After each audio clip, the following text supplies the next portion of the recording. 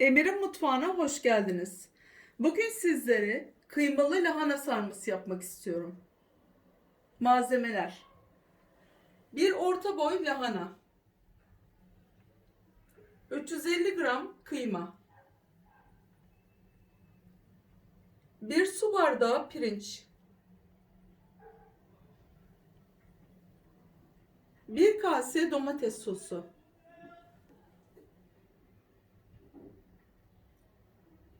bir tatlı kaşığı karabiber, bir tatlı kaşığı tuz,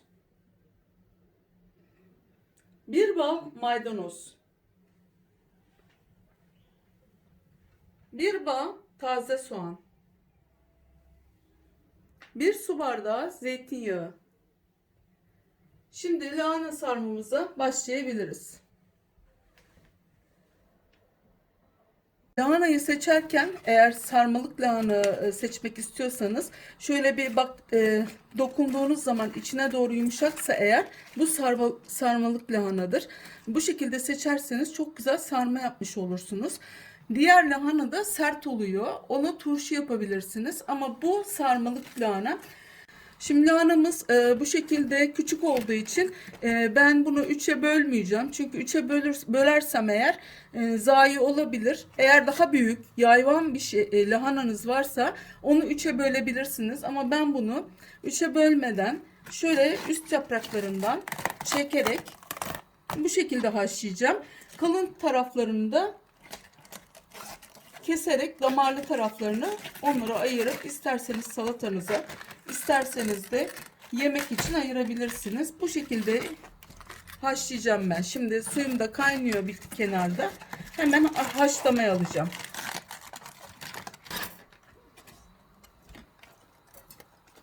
Görüyorsunuz bu şekilde bütün olarak çıktı. Eğer kesseydim bunu ben 3'e o zaman çok küçük parçalar kalacaktı. Bir de haşlanırken de dağılacağını düşünürseniz hiçbir şey kalmayacaktı ortaya. Bu şekilde yaparsanız çok güzel böyle geniş geniş lahana yapraklarınız olur. Şimdi bunları ben yıkayacağım. Bu işlem bittikten sonra görüyorsunuz hemen çok kolay bir şekilde ayrılıyor. Çok da güzelmiş lahanamız. Tam sarmalık. Kalın yerlerine isterseniz dediğim gibi salataya kullanabilirsiniz. İsterseniz turşunun içine de koyabilirsiniz. Turşu yapıyorsanız. Çok güzel olur buralara turşuda da. Çıtır çıtır tam yemelik. Kesinlikle hiçbir şey atmıyoruz. Görüyorsunuz harika. Harika sarılacak lahana yapraklarımız çıkmaya başladı bile. Şimdi böyle bu şekilde kısımlarından keserek devam ediyorum açmaya yapraklarımı.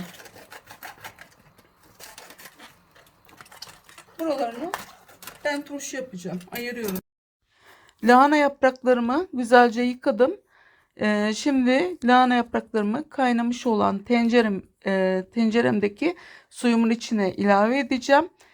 Güzelce altını üstünü çevirip yumuşamasını bekleyeceğim.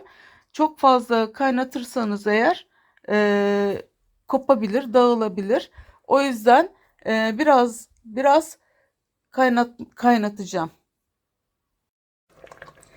Görüyorsunuz yapraklarımız 5-6 dakika içinde hemencecik yumuşadı. Artık alacağım içinden.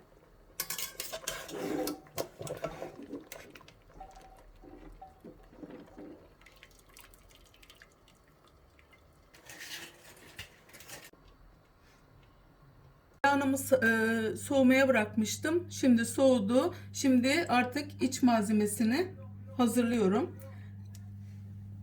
Burada 350 gram kıymamız vardı. 350 gram kıymamızı kabımızın içine alıyorum öncelikli olarak.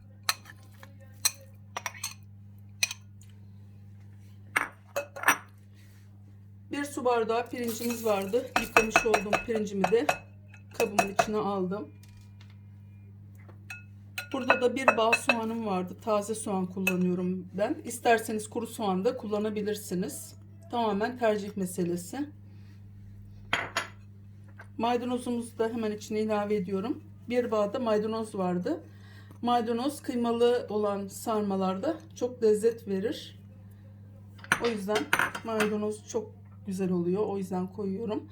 Bir tatlı kaşığı tuzum var. Onu ilave ettim. Tuz miktarında gene damak tadınıza göre kendiniz koyabilirsiniz. Bir de 1 tatlı kaşığı da karabiberim var. Onu da ilave ettim. Bir çorba kasesi kadar da domates sosum var. Yarısını buraya kullanıyorum. Diğer yarısını da pişirirken kullanacağım.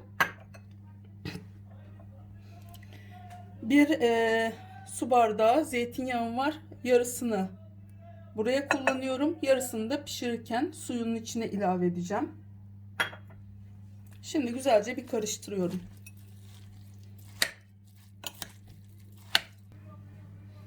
İç malzemesini güzelce karıştırdım. Şimdi artık sarma zamanı.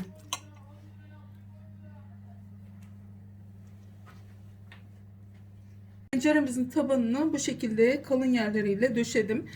Dibine yapışma olmaması ve yanmaması için sarmalarımızın. Bunu mutlaka yapın. Eğer böyle bir şey yapmak istemiyorsanız kaburgada koyabilirsiniz. Tamamen sizin tercihiniz. Görüyorsunuz yaprakların inceliğini taptaze. O kadar güzel ki hayran kaldım. Şöyle bir keseceğim ortadan. Hemen güzelce saracağım artık.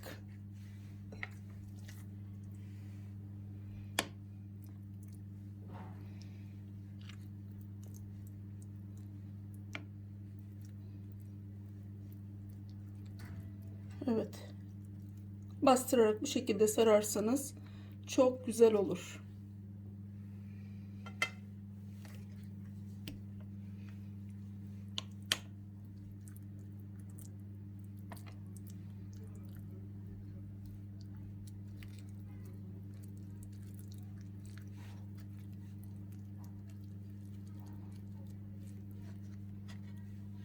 Lahana sarması hem çok faydalı hem de çok lezzetli bir lezzet. Bu tarifi mutlaka deneyerek çok güzel lahana sarmaları yapabilirsiniz. Sarmalarımı sardım. Şimdi artık bunun sosunu hazırlayacağım. Yarısını içine kullanmıştım. Sarmanın içine kullanmıştım. Yarısını ayırmıştım. Domates sosunun. Zeytinyağını da aynı şekilde ayırmıştım. Şimdi ikisini karıştırıp içine suyunu da ilave edip güzelce açacağım bunu. Ve sarmamızın üstüne döküp pişirme aşamasını alıyorum artık. İçine suyunu da ilave ediyorum.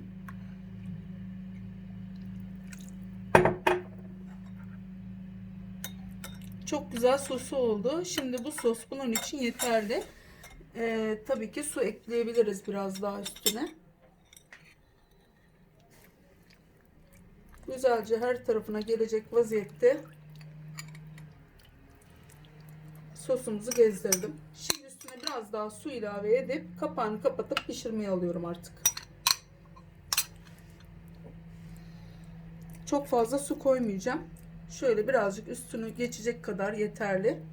Bu su buna yeterli olacak. Artık pişirme aşamasını alıyorum. Ocağımıza aldım artık ben. İsterseniz siz bu domates sosu yerine salça da kullanabilirsiniz. Onu açıklamayı unuttum. İlk önce yüksek ateşte bir kaynayana kadar duruyor. Daha sonra kaynadıktan sonra artık altını kısıp kısık ateşte pişiriyoruz. Tabak da kapatabilirsiniz üstüne. Şimdi ben tabağını da kapatacağım. Tabağını da kapattım. Böyle düz tabak koyarsanız daha güzel olur. Eşit bir şekilde pişer. Şimdi artık pişmesini bekleyeceğim. Kıymalı lahana sarmamız pişti. Şimdi dinlenmeye alıyorum. Kapağını da şöyle bir açıp gösterelim size. Çok güzel oldu. Biraz dinlenmeye alacağım. Daha sonra sunum zamanı. Kıymalı lahana sarmamız çok güzel oldu. Siz de bu tarifi deneyerek böyle güzel sarmalar yapabilirsiniz. Kanalımı takip etmeyi, yorum yapmayı, beğeni yapmayı lütfen unutmayın. Deneyecek olanlara şimdiden afiyet olsun. Gerçek lezzetler.